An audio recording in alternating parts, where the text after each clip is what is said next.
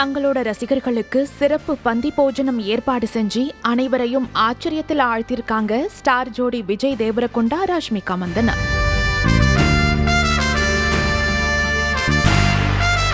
விரோஷ் என ரசிகர்களால அன்போடு அழைக்கப்படும் விஜய் தேவரகொண்டாவுக்கும் ராஷ்மிகா மந்தனாவுக்கும் கடந்த பிப்ரவரி 26 உதய்பூரில் பிரம்மாண்டமாக திருமணம் நடந்து முடிஞ்சது.